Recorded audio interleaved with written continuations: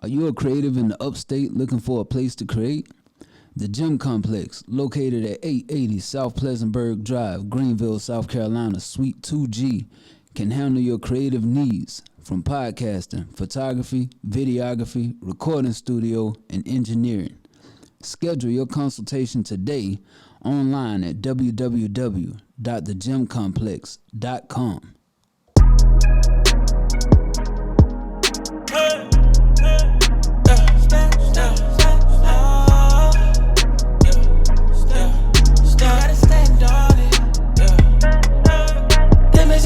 Come and sit down, you gotta stand on it.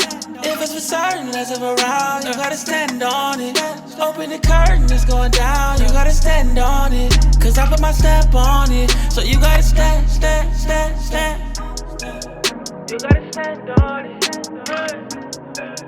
You gotta stand on it. You gotta stand on it. You gotta stand.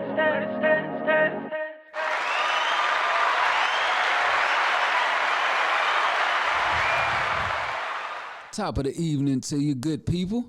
This is your masculine man truth coming at you for another episode of the Stand On It podcast. We live from the Gym Complex, and hopefully you're having a good week. It's Thursday here where I'm at, and I'm sure if you're listening to me, well, I got a few listeners that I done been seeing in Germany. I don't know what time it is over there, but I don't think it's another day. But anyway, we glad to have you again. I want to shout out everybody who's been liking, subscribing, sharing, sending me content, sending me feedback. Definitely appreciate you all. Like I said, I want to make sure I'm giving you the best show possible. Things that are going to make you think, things that are going to educate you. So that's what we're going to do this week. Back for another episode, as you see. I'm wearing that classic Bulls joint, Michael Jordan, but I didn't come to bullshit with you. We're going to get right into it. So, as you know, I kind of talk about, give a rundown of some things that's been going on throughout the week. And something that I was thinking about this week is, as I'm just either at the gym or taking walks, I've been noticing a lot of things, and I'm like, well, there's some nasty shit, man. Like, what are some things that you think nasty? Just nasty when you see it. And for me, a couple things that stood out this week. If you see a used Band-Aid, like I would say anywhere, but especially when you see it on like gym equipment, that just makes my skin crawl. Like, now you got all your germs or whatever you had, like it's just laying out here. Like, that's disgusting. You got to do better with how you're taking care of yourself and dressing wounds and things like that. Make sure it's something that's not gonna fall off. Make sure you get the adhesive Band-Aids, because especially if you come into the gym, you know you're gonna be sweating or whatever. Like, don't have that, man. That's disgusting. Like, every time I see that, I get grossed out. The second one, so sometimes when I just want to think or I just want to enjoy the outdoors, there's this huge mega church in my neighborhood. So I go there one time around is a mile. So I go there, take a walk, and just think. The other day I was walking through there. Now this is a couple times I have witnessed this. So this isn't something just a one-off. I find on my walks a lot of used condoms.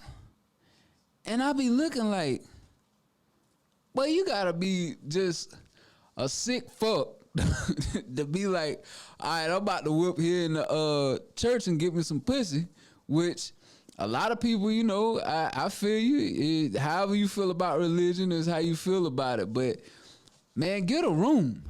You know, people been saying that for years. Get a room. Like, and then if you pull out there and you want to engage in those kind of activities, clean up after yourself. And cleaning up after yourself don't mean just throwing a rub out in the parking lot. Like, we got to do better. So that's what I was noticing this week. Like, just nasty shit that really grosses me out. Band-Aids, used Band-Aids, and used condoms. And the places that I'm seeing them at. Band-Aids at the gym, condoms on the church parking lot. So, Yeah, do better with that.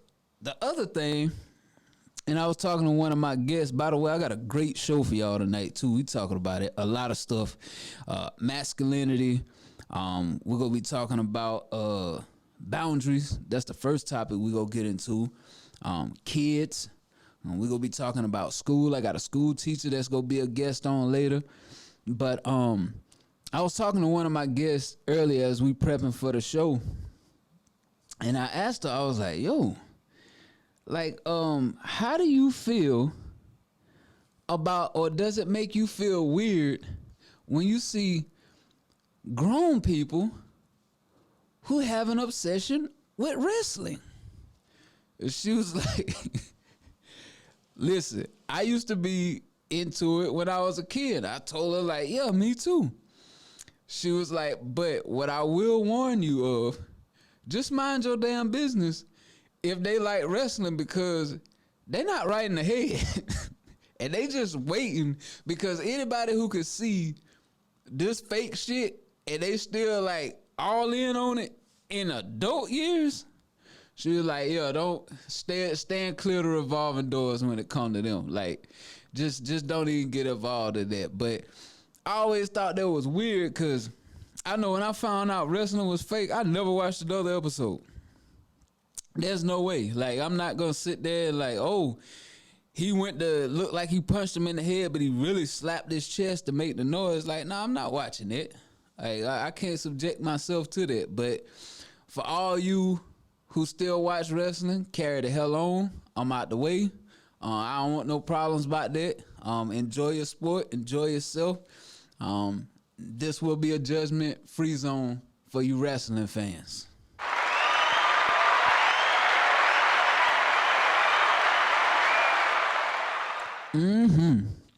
Let's get it rolling. So, as you know, and I've told you all, I'm a huge advocate for therapy. I didn't used to be, but I am an advocate for therapy. Therapy has helped me out a lot, out of a very dark time in my life. Shout out to my therapist, by the way. I'm still trying to get her on the show at some point, but shout out my therapist. Super solid lady. And always sending me something that had me thinking. So this is the latest thing, and it came from another therapist. And you always hear people talk about boundaries. Like, these are my boundaries. These are the boundaries that I'm gonna set, and this is what I'm gonna accept, and this is not what I'm gonna accept. And I've been having conversations with people lately, and you know, my feedback to them, when you talk about boundaries and you talk about protecting your peace, one of the main things I told people is that whatever the cost of your mortgage is or your rent, that's how much it costs for your peace. And some people look like, what do you mean? Because this is your place of peace that you're paying for. So whatever you allow there, you control this environment.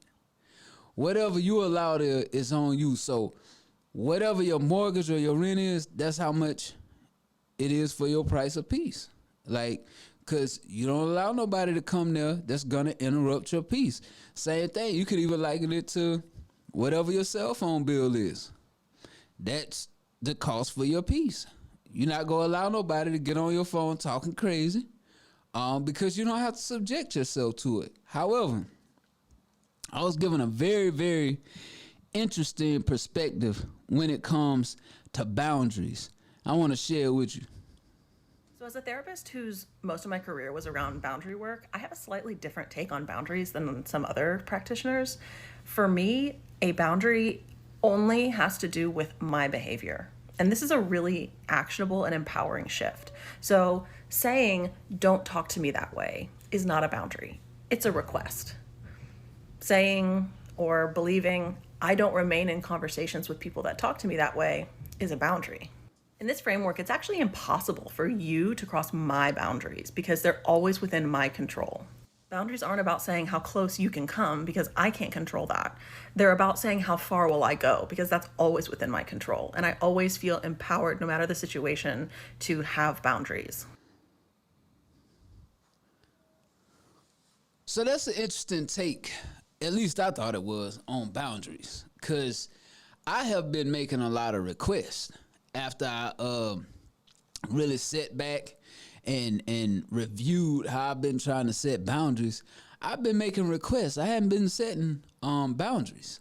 And because you'll say, hey, you're not going to talk to me like that. Or, hey, I'm not going for that.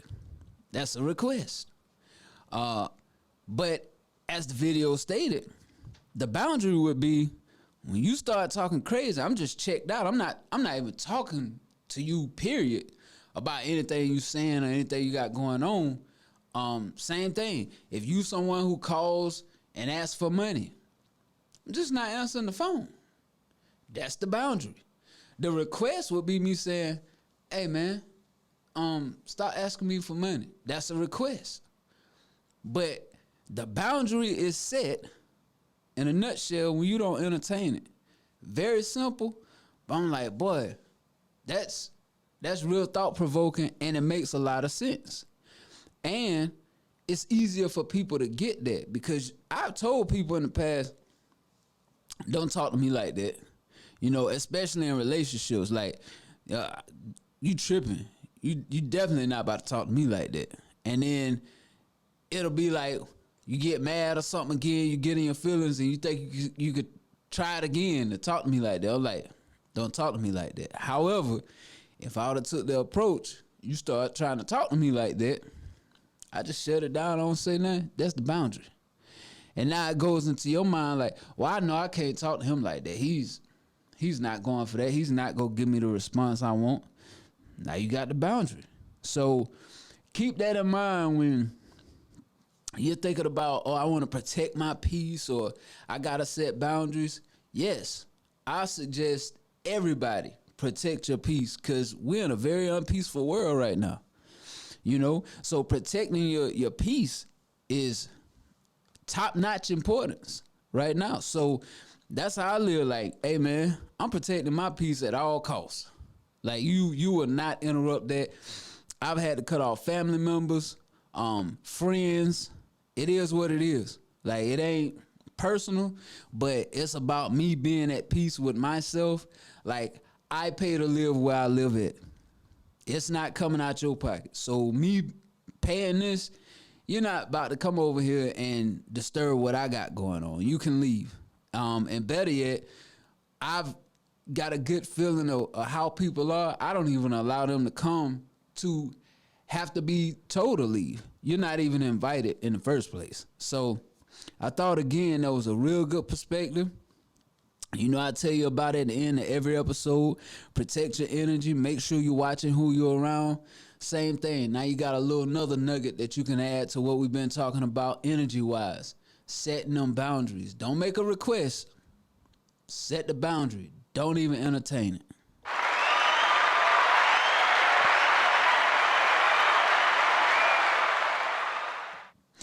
All right, so next we go get into masculinity. Now, a lot of people have sent me and again, I told you all, the low-hanging fruit. The low-hanging fruit, this Will Smith thing, I'm not getting into that. I'm not. Whoever else want to talk about that, y'all can talk about it. Y'all can have it. People done talked about it to death anyway, but I'm not getting into that.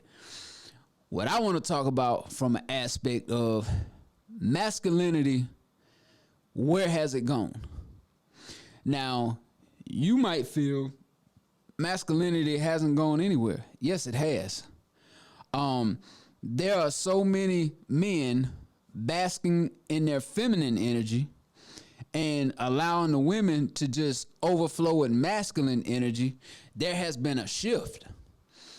And real men, it's time we shift this thing back, because it's getting out of control, right? So let's talk about first, like, what is masculinity?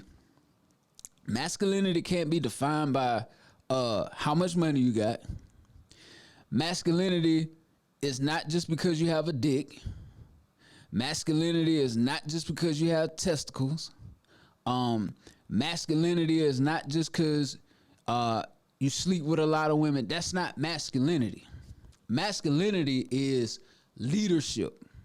Masculinity is, you don't even have to say certain things, because your aura it's just pouring out of you. Like people know, like whether you when you walk in a room, like they know, like okay, this is somebody I need to, this is someone who's worth respecting. In your relationship, your woman knows she's proud of who you are, because she's able to operate 100% of the time in her feminine role, and it's a joke with me and my lady. Sometimes she get to talk in the elevator. I tell her, hey, you need to get back in your feminine energy. Like you exuding a little masculine energy right now. And she'll laugh and she'll be like, yeah, you right. You know what I'm saying? Like, you gotta make sure that as a man, you're putting that masculine energy out there. Like, masculine energy is not shooting someone. That's not masculine energy. Masculine energy is not fighting someone. That's not masculine energy. But I got some guests tonight who go help me unpack this thing. So I'm gonna call up 3 guests. My first guest is my man Hank, who's also a part of my network. He's out of Philly. I'm gonna call him up. He's a good example of a masculine man. He's a hustler. He takes good care of his family. Hard worker. Good example of a masculine man.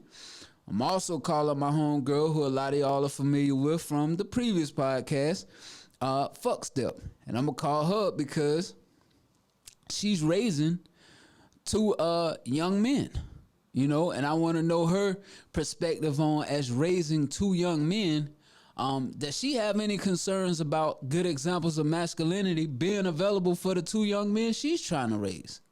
And then lastly, I'm gonna call up my hairstylist, who she's gonna talk about, like, okay, what's going on, because she works in the industry. She works in a barbershop.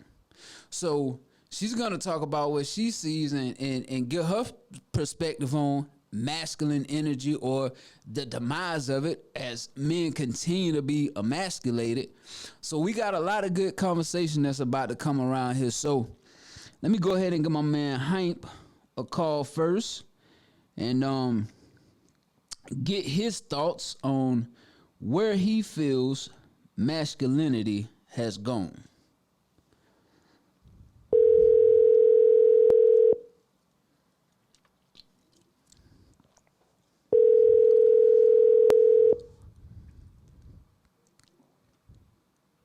Yo.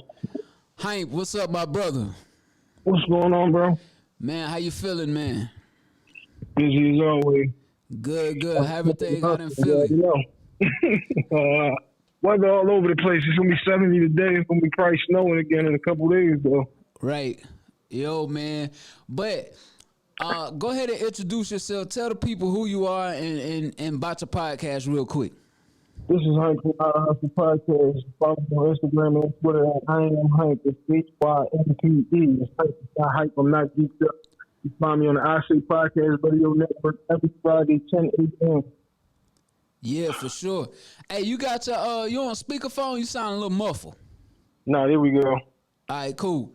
But yeah, so I my introduction before I called you, I said, hey, we're talking about masculinity, and I want to call. I got several guests I'm gonna be talking to on this subject, but I'm like, I want to call someone who's a good example of masculinity. And I told him about how you're a hustler, you take care of your family, you stand on solid principles, your word is your bond, all that type stuff.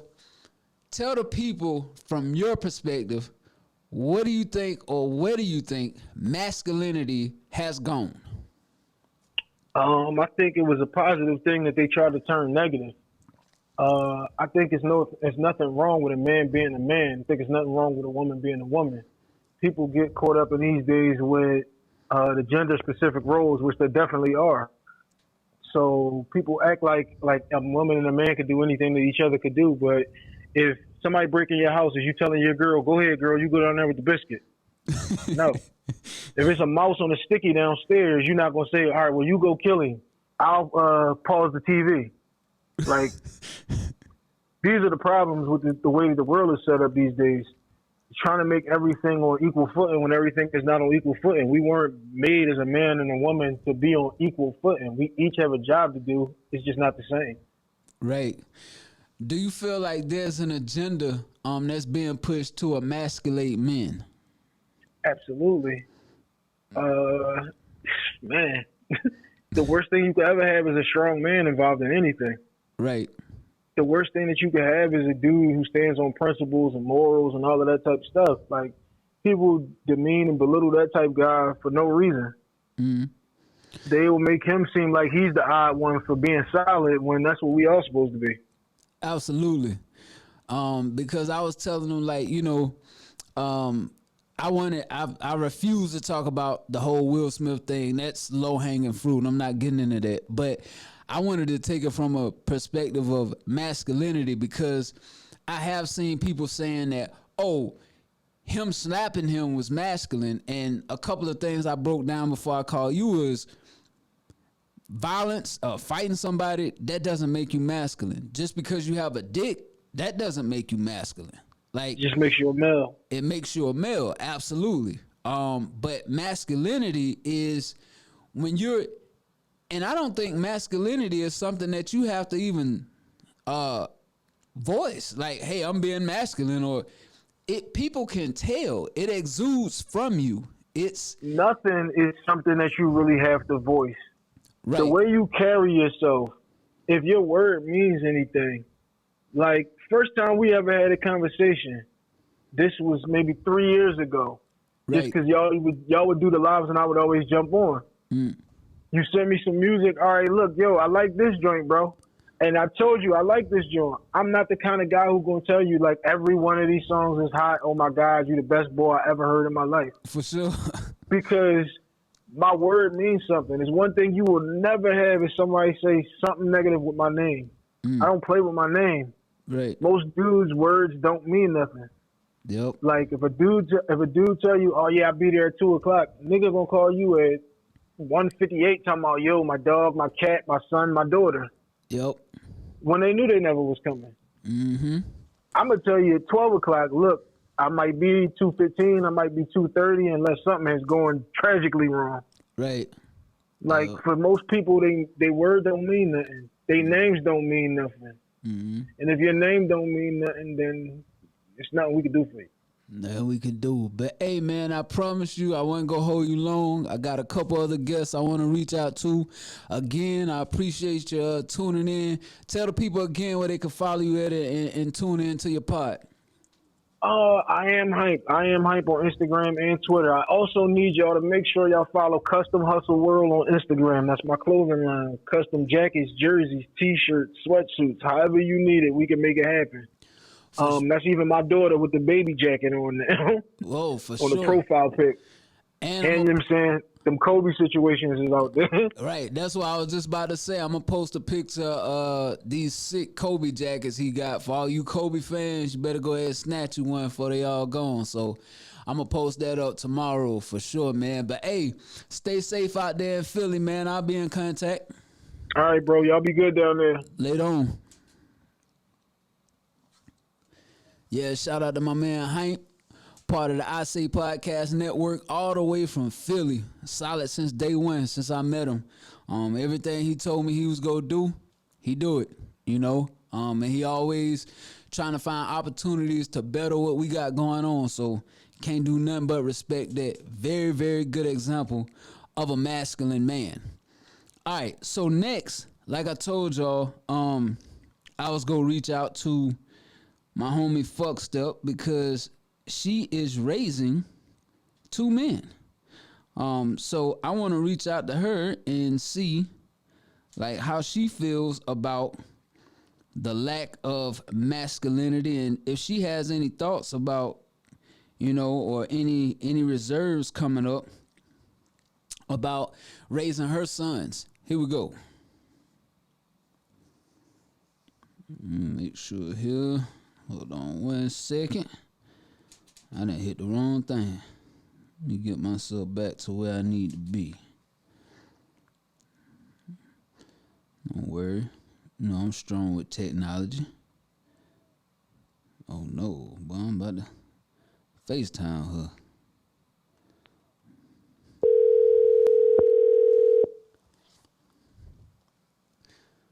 Hello. Greetings, Zenyoka. Hey. What's good with you, man? Not much is going on. Man, it's been a minute. Ain't nothing going on. Like, glad to hear from you. Glad you're still breathing since you don't holler at me no more. Don't do me. I know it. We gotta connect though. I know that I've been flat. Yeah, we gotta connect. You done became famous and Instagram famous and everything. You ain't got time for the little folks no more. But, Don't do that. We gonna connect, I swear. We definitely got to. Yeah, for sure. But hey, like I told you earlier when we was talking as I was prepping for the show, I want your feedback on, because we're talking about masculinity. And, I was talking to you about, I really wanted you to share your perspective because you're raising two men. You have two sons that you do a great job with. And I could tell the listeners, I've been around her children, and they're masculine at the age they are now.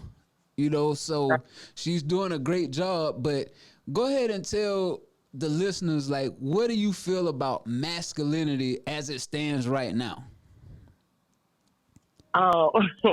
Well, for one, men like to be like women. For some odd reason, men want to act like bad bitches these days. And I'm so lost in it.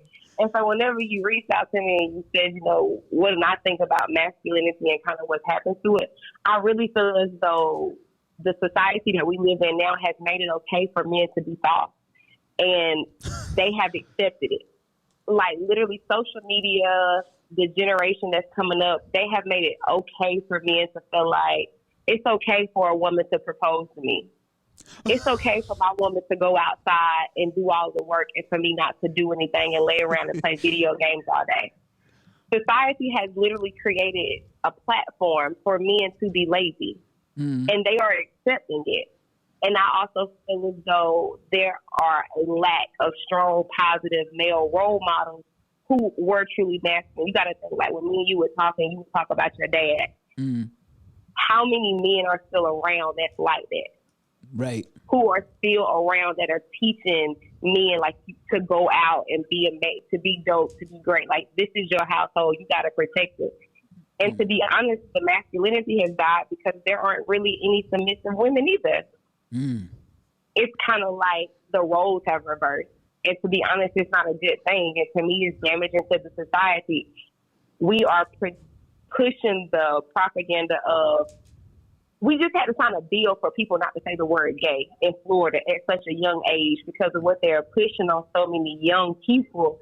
And it's like everything is just changing before our eyes. It's like men don't want to go out and hunt no more. They want to go get their nails done. How did make it make sense?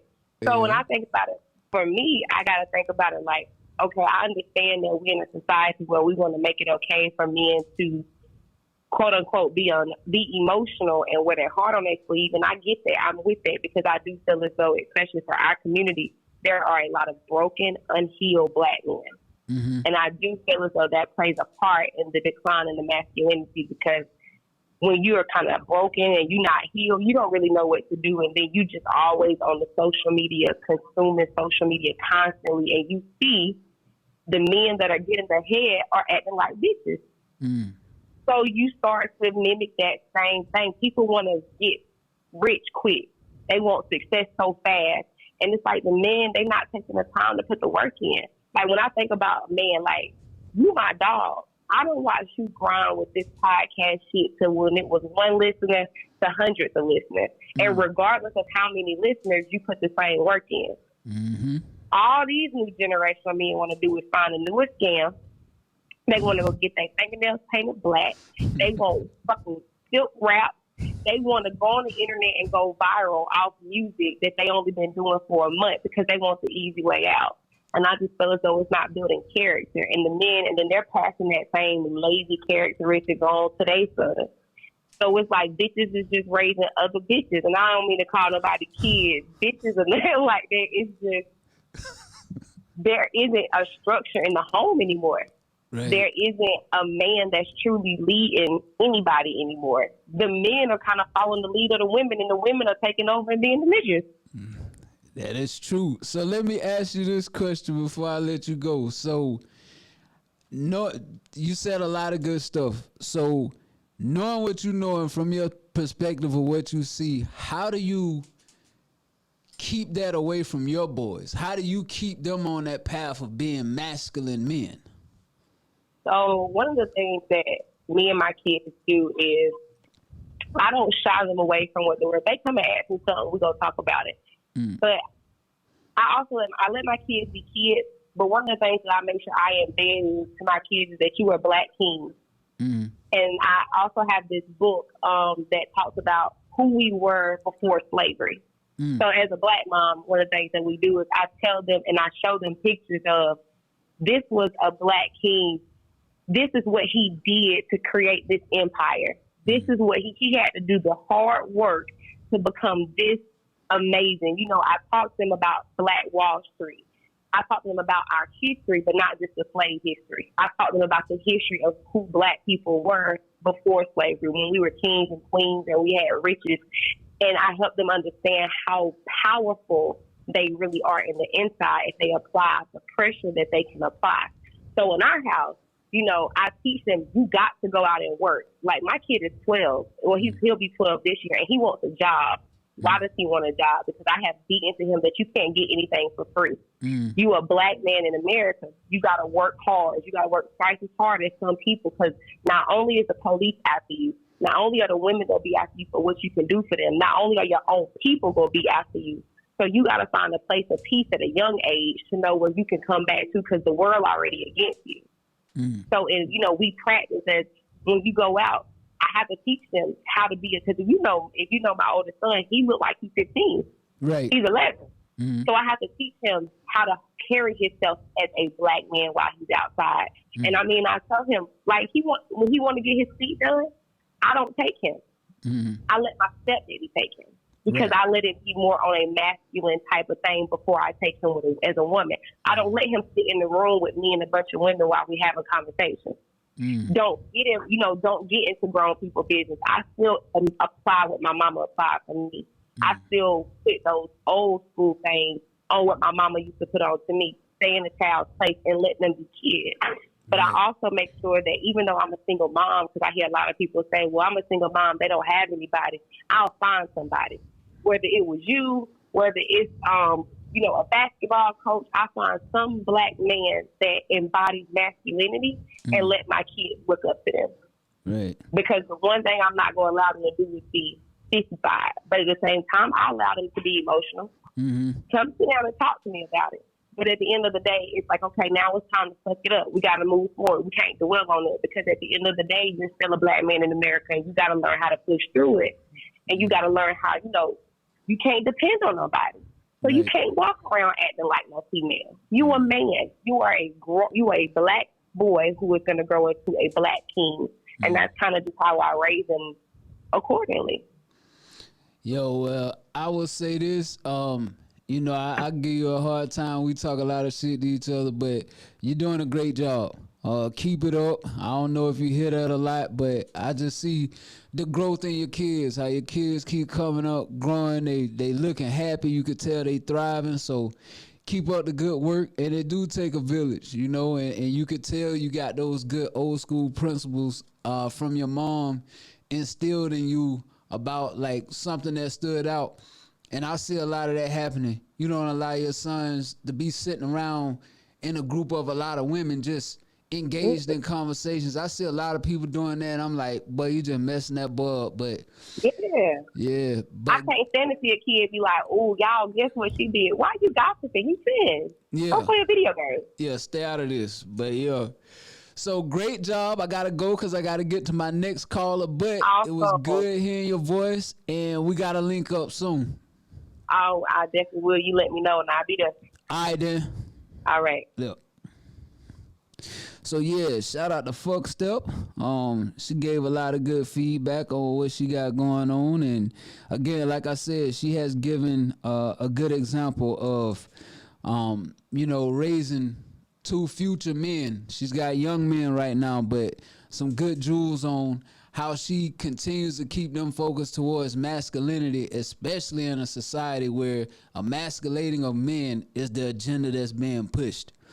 All right, like something happened with the light in here, but let me get right back in here. Let me let my other guests know that I'm about to hit them up in a few minutes.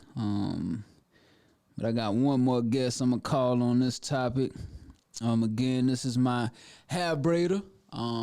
We gonna call her up and we gonna talk to her about this thing because she got some interesting perspectives as well. Here we go.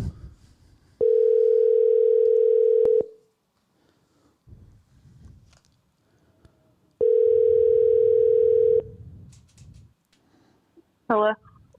Favorite. Hey. What going on? Nothing much. How's life treating you? Well, how's life treating you? Life is treating me amazing. You know, glad to be on the other end. So, I'm calling you up, and also I shared what you told me earlier at the start of the podcast, like to mind my business when it comes to these folk who like wrestling.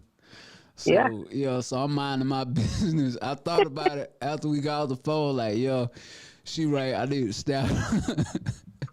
I don't know if I get my ass whooped. But so I'm calling you so we can continue the conversation where we was talking about masculinity. So I wanted to get your perspective because I was telling the people before I reached out to you that you're in the industry to where you're basically around men the majority of the day, working in a barbershop. So when you're looking at masculinity, what are some things that you're seeing right now as it continues to be on the demise?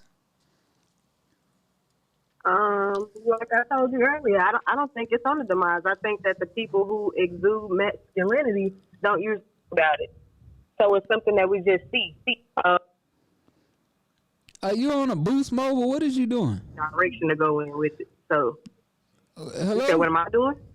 Yeah, you breaking up. You on, what is that, Walmart Family Mobile? Oh, don't do that. Don't do that. Come back no, to I'm us. in the car. Can you hear me now? Yeah, I can hear you. So go ahead. What was you saying about masculinity? What I was saying is that, especially with my job and me encountering the men every day, what I notice is that masculinity is not missing. Mm-hmm. What I notice is that men who exude masculinity don't speak on it.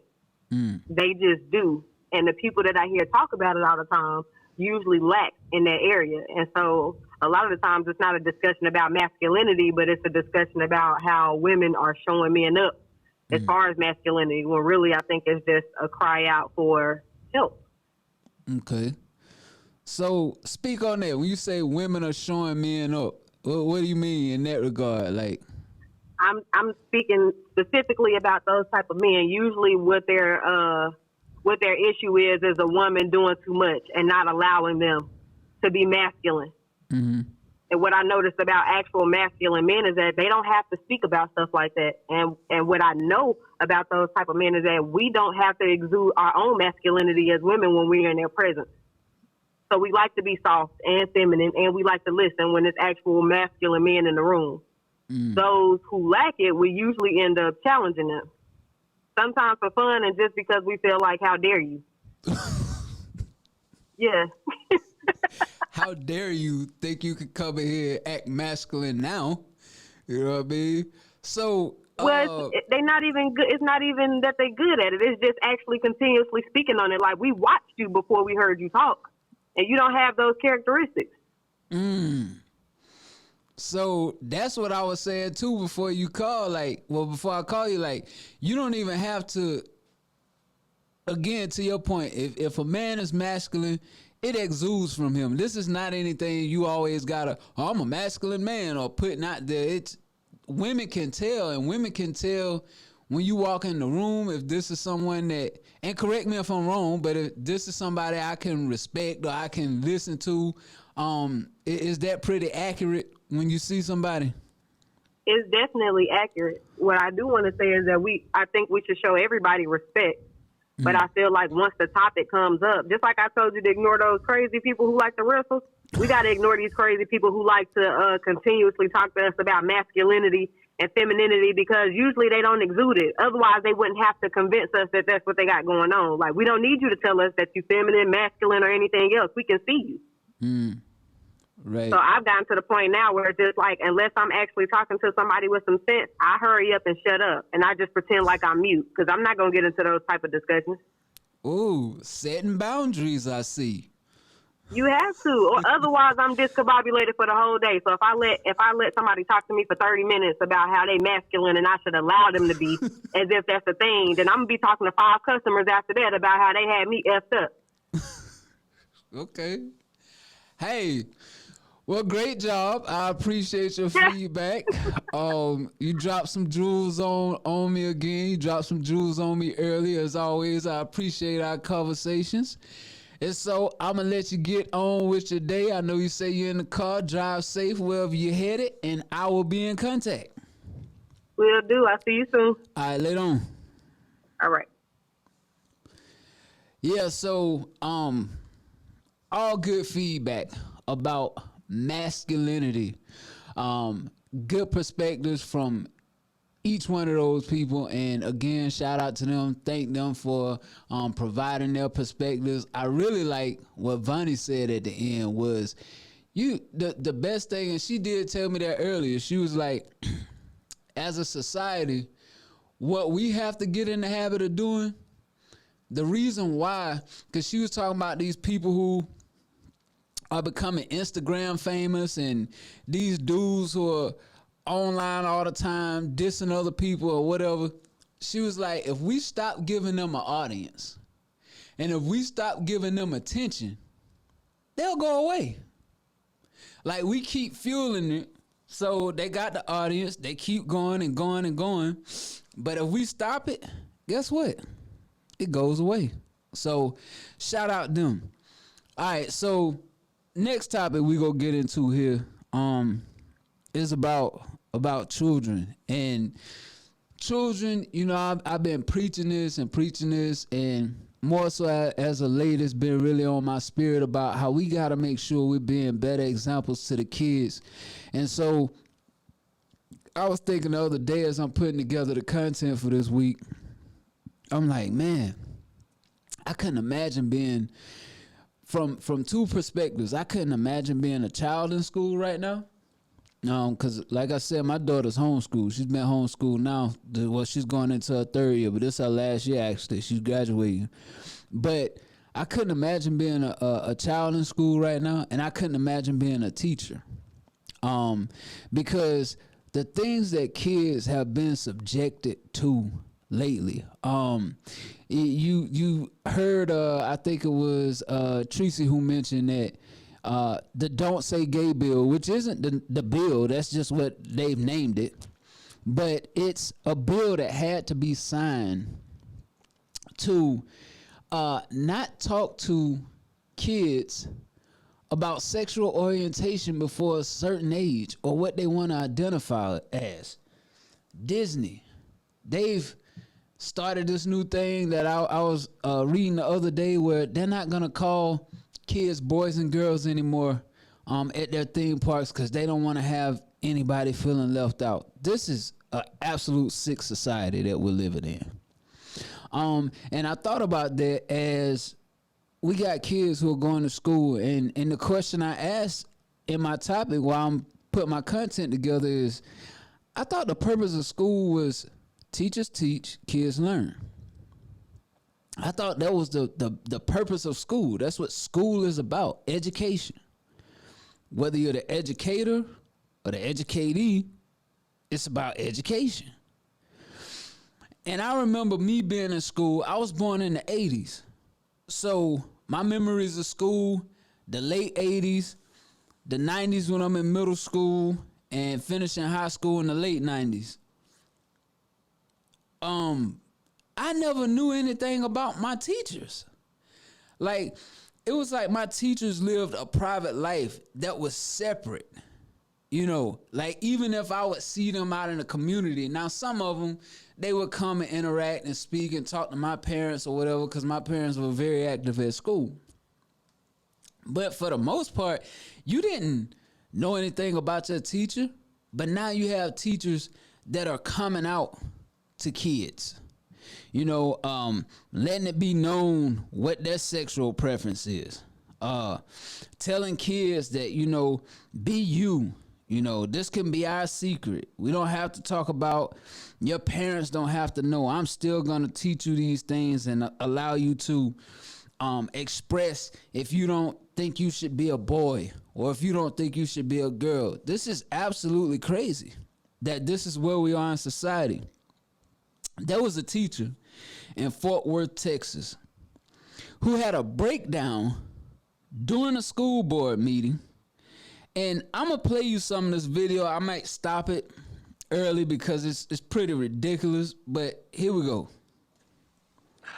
Transphobia is a serious illness, and unfortunately, there isn't a vaccine for it yet. And I first witnessed transphobia when a kid wearing a racist Make America Great Again hat made fun of me and said that me being myself was a Halloween costume.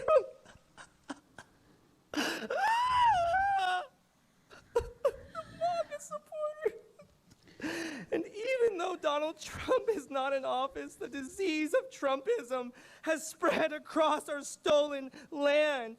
Every night I cry myself to sleep knowing that I live on stolen Native American land. As a high school teacher, I witnessed transphobia every single day. Racist bigots! We need to teach our students and raise awareness in our schools about this deadly virus. Transphobia is a spectrum, and it can go from transphobia to transphobia with... I'm going to stop that right there. That's me setting a boundary, by the way. But I just wanted to kind of play some of this, a couple of things with this. This is an educator of children that you just heard. An educator of children at a school board meeting. This is who's educating. Nothing about what subject he teaches. It's about politics and sexual orientation. What does that have to do with educating our children? And I feel sorry for him, to be honest. I do. Because he's clearly confused and has no idea or no self-awareness of what's going on, that he would come in there and break down in front of a school board like this. You're an educator of children. If he was my kid's teacher, I would remove them from his class immediately. Not because of his sexual preference. That has nothing to do with it. But because of his unstableness mentally. This guy's mentally unstable. For something like that to have you just, and then you got to go educate children, and you'll confide in children and get them to go along with you and have them crying and all of this. It's just ridiculous. We have to stop this. It's gone mad. It's gone mad. But what I wanted to do, I reached out to an old friend. She's a school teacher, been very passionate about education since I've known her, over 20 years. So I reached out to her, and I'm not going to give you the name of her school, none of that, but she's a 5th grade teacher. So I reached out to her and asked her would she like to weigh in on the topic, provide some insight on tonight's episode. She said, of course. So I'm going to go ahead and give her a call now and just have her give her perspective, because it was very interesting, some of the stuff she said.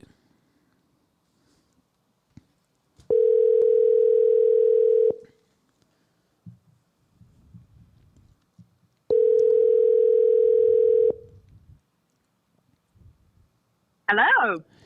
Greetings, old friend. How are you doing? I'm doing amazing. How are you?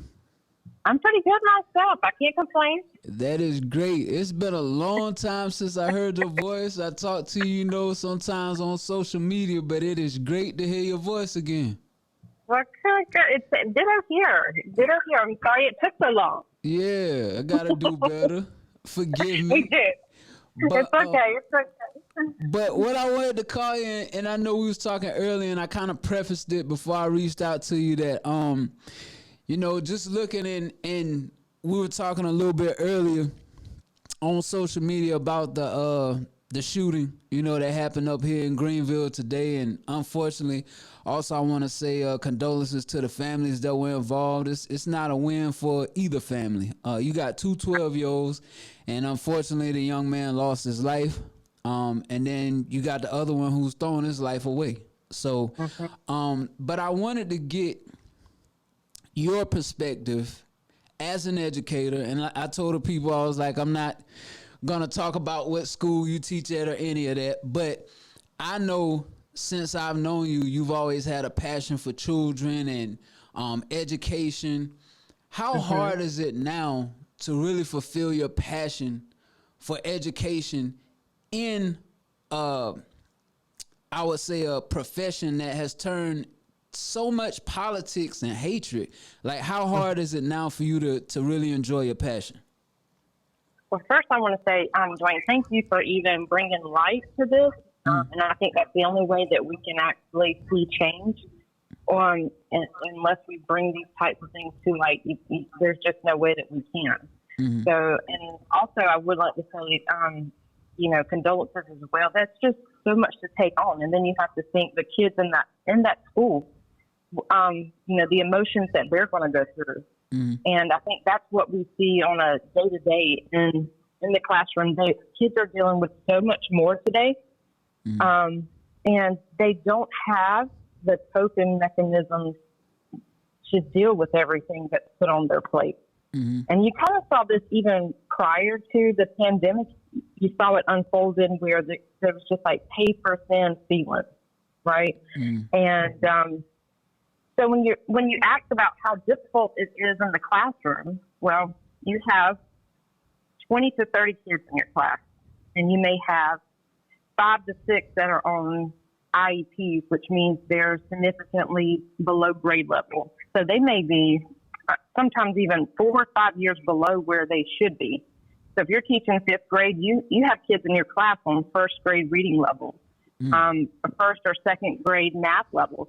And your job, you're expected to, regardless of where they're at, you have kids in your classroom of all ranges. Even teaching 5th grade, you may have some on 7th grade level, where you're expected to cater their education so that they grow wherever they are. So I think that becomes extremely difficult because of the expectation that you are teaching such a range of information, and to kids of the exact same age. And then you have those kids that are unable to cope with their feelings and their emotions, and they have a breakdown. So you're stopping to kind of deal with that in the middle of in the classroom, right? So you may have several that have behavior intervention plans. So it becomes a lot to deal with when you have 20 to 30 kids in the classroom. So there's just so much going on. And I think a lot of times too, we don't, from a teacher standpoint, we've seen the number of teachers at the State House that were looking for some improvements in education. And I don't think sometimes we look at the fact that teachers are in that classroom or with those kids with no break often. And when I say no break, I mean absolutely no break for like 8 hours, right? And if you're a parent, sometimes yourself, you need a 5-minute break. There are times it can be overwhelming even as a parent, like you need just 10 seconds to yourself. So we have planning periods, but oftentimes at least 2 times out of the week, they take that 40-minute break that we have. So it's uninterrupted that we're teaching or in a meeting and go directly back to those kids. And, we want to cater. Look, when I say that 9 out of 10 teachers honestly love teaching, I can honestly say, and I've taught in poverty for out of the last 14 years, I would say 12 out of the 14 years I've taught in low income areas. And these teachers literally give everything they can. Mm-hmm. They will go pick kids up to take them to school. They will drop kids off. They will go knock on doors when they can't get parents to sign things to get the help. I have seen teachers do this, you know, actually go, you know. I know myself buying shoes for kids who literally their toes are hanging out of their shoes. And I'm not the only one. Like, I see this, you know, year to year. So I think most teachers out there genuinely love teaching, and this is what they want. But I think the expectation and the intervention that's needed to give kids what they need, that extra support, we don't always have that. That's a lot of good feedback, and something that I want to kind of hone in on that you mentioned. You said about you mentioned the pandemic, and even before then, kind of paper thin emotions. Since the pandemic has happened, and I don't know what's going on in your school district, but I know up here it's 1 week they were virtual, then they may switch back. What have you seen in regards to like how the emotions have transitioned post-pandemic as we're starting to get on the other side of it? Yeah, so it's such a fluctuation, and I think part of it is it comes down to them being very frustrated, which I could totally get. Yeah, I can totally understand their point. And you have to think many of these kids who were virtual, let's say, for a whole year, some of them 2 whole years, and then they step back into a regular classroom where they're expected to socially get along with 20, 30 of their kids. Or they haven't really had to do a whole lot of writing. You know, they've mainly done, you know, finger clicking with the mouse or typing, and now they're expected to write essays and paragraphs, and it's like their handwriting and their ability to do that, they become very easily frustrated. You know, so it's I'm not gonna say it's a smooth transition, but kids are pretty resilient. I can say this: kids are pretty resilient, and within a couple of months, they really adjusted quite well, better than I think I would have as a kid. Yeah, so they really shocked me how well they just like bounced back, honestly.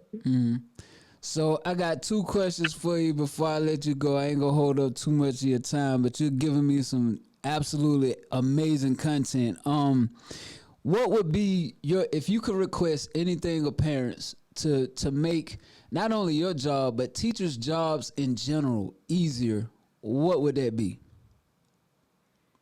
The support, and by say support, just having that communication with the teacher. It's priceless. You know, when a child knows that you're communicating with the teacher and the teacher is communicating with the parent, the effort and the work ethic is so much greater. And I see it from year to year. You know, the parents it's hard to reach, and maybe they had a bad experience as a student themselves, so they kind of distance themselves from teachers now.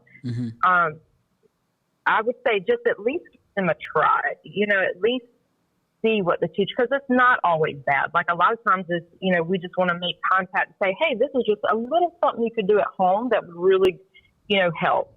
Or a lot of times it's just something positive, you know, but just having that communication back and forth, it holds the kid accountable. It really holds them accountable and just makes them want to work a little extra harder.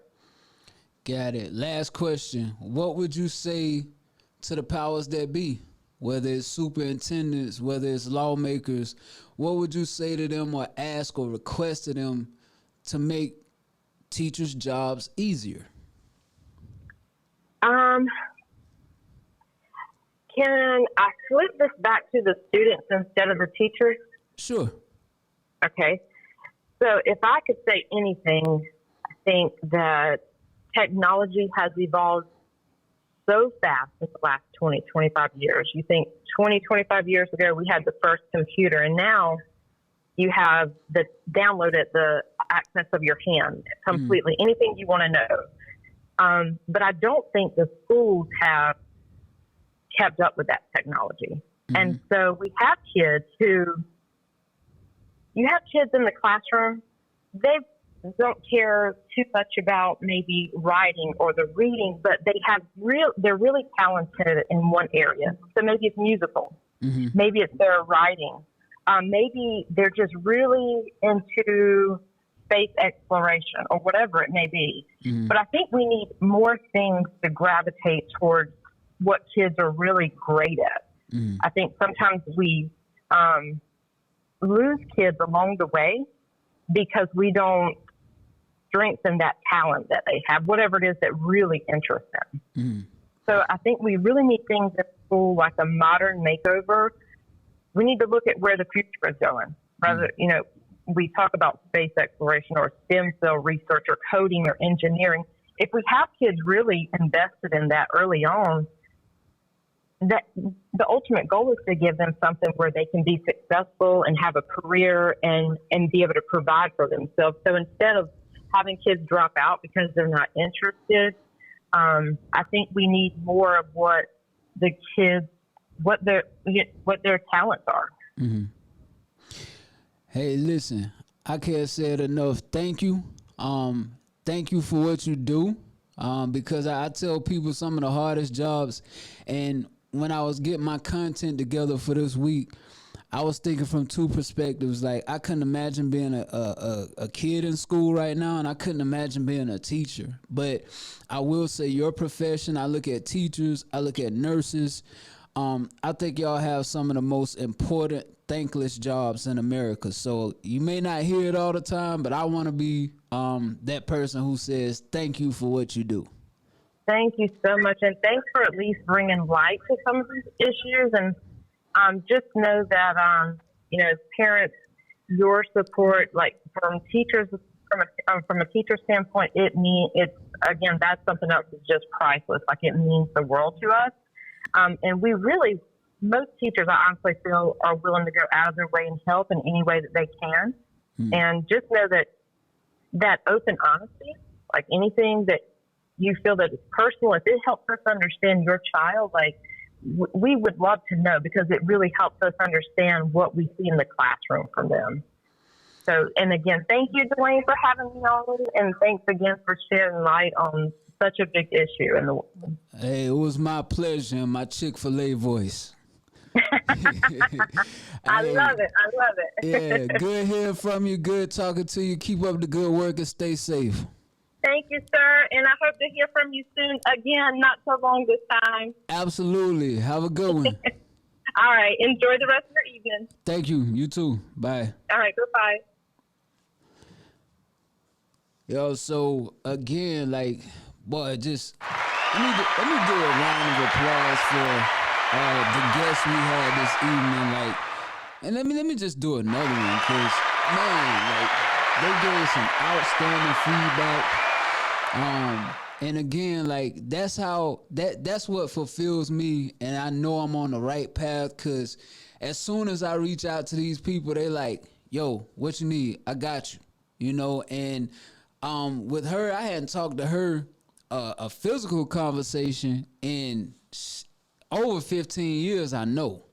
We'll chat it up sometimes online, but again, she's always told me, like, it was something that came up where I saw that a teacher was doing in school, and I was like, yo, how dope that would be. It was a learning that he had dealing with music, and she was telling me that I should put something like that together. So again, I appreciate everybody. I appreciate the teacher giving insight. All of that was very, very, very on point. And parents, whether your kids are virtual, whether your kids are in the classroom, support the teachers. My parents stayed at the school. They would be at PTO meetings, PTA meetings, whatever it was, they was there. They knew what was going on. Now, I chose to do the wrong things in school, but it wasn't because my parents weren't involved. They were definitely involved. So I got one more thing I'm gonna get on before I get out of here tonight, and it's around kids as well. And I thought this was phenomenal. Now it kind of is funny, it's comical, but I want you to understand, and I want us as parents, and I want us as a society to understand, while we love our children, you cannot give a children everything that they want. And I saw this video, and I'm like, yo, this video is amazing, because this guy set the standard. Like, we're not gonna do that. Like, this is what it is, and he helped the mother to learn a valuable lesson. Something my dad used to always say: everybody don't think your kid is as cute as you do. So check this out. Do you mind if we switch seats just for this last part? She really likes to watch out the window as we land, and it helps calm her down. Yeah, no, even if I wanted to switch, I think it's more important that your daughter learn a valuable lesson. That's not how the world works, you know. You don't always get your way. Are you for real, dude? So let me give you the layout. They were on a plane. This guy sitting by the window. This lady has her daughter sitting in the middle, and you could tell her daughter is like, yeah, mom's gonna get me by the window. And he kind of looked over. He's like, no. And he told her, your daughter needs to learn a valuable lesson. You don't always get what you want in life. That ties into something else I read earlier in the week. So this chick came on social media and said the school reached out to her and said her child was misbehaving in school. So she was not going to be allowed to go on the zoo field trip. So instead of the parent trying to uncover, okay, well, what is my child doing? Let me chastise my child if need be and figure this out.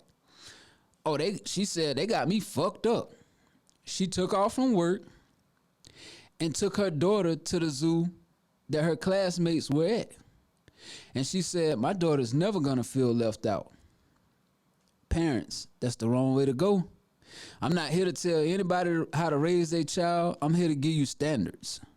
You got to have a standard. And that standard has to be, you're not going to condone poor behavior. Because that's just what that parent was doing. In that moment, you're condoning poor behavior. Oh, my child's never going to be left out. How dare you tell me that my child can't go on the school field trip? Teach a child how to act. That's simple. Teach them how to behave so it's not even an issue to where they're excluded from the school field trip. But going on the back end, you taking off from work, missing money to take them to a trip that they had no business going on at this point, to prove a point that nobody go treat your child like that. You setting that child up for so much failure moving forward, you don't even realize.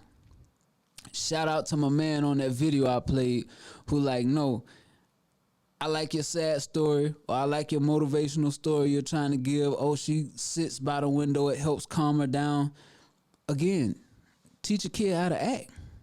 Like, yeah, you can be calm without sitting by the window. And if you can't, then hey, I got other ways to calm you down. So, but parents, again, don't just give in to everything that your kids want. Love your kids, support your kids, definitely support them in schools, but don't condone poor behavior with additional poor behavior on your part as the parent. You're the adult. It's up to you to set the example. Let's do a better job and make sure we're setting a good example. Yeah. So listen, we coming to the end. I know we went a little bit longer tonight, but hey, this was an amazing show. Again, shout out to my guests. Shout out my man Hank from the I Say Podcast Network out of Philly. Shout out my homie Tracy, doing an amazing job as she's raising two young kings. Shout out to my homie and my hairstylist / loctician, Vani, as she's doing an amazing job with what she's doing and her perspectives on how she tries to stay out of the way and don't get involved in that. And then lastly, shout out to my long lost friend. Like I said, I'm gonna keep her nameless. I don't want to put her school out there or anything like that. but she gave us some amazing insight on what it is to be a teacher right now in this climate, as well as the support that we can give as parents, the support we can give as a community, the support that the higher ups can give. Let's keep up with education, make sure that we're being involved, being active, because it's cliche, but the kids really are the future. So let's treat them as such. Yo, I tell you all the time, energy is real, but everybody does not possess real energy. Make sure you guard yourself and the people that you're around. Also, if you want to be a guest on the show or submit content, email standonitpod@gmail.com. That's standonitpod@gmail.com. This is the Stand On It podcast in harmony with the I Say Podcast Network. Also, check out the gym complex for any of your needs. It's been a great episode again. Thank everybody for tuning in. Don't forget to like, subscribe, rate, and review. I always appreciate you. It's true.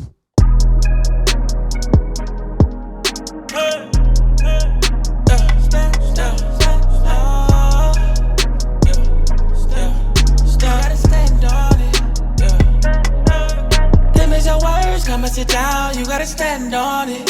If it's for certain, less of around, you gotta stand on it. Open the curtain, it's going down, you gotta stand on it. Cause I put my stamp on it, so you gotta stand. You gotta stand on it. You gotta stand on it. You gotta stand on it. You gotta stand on it. You gotta stand.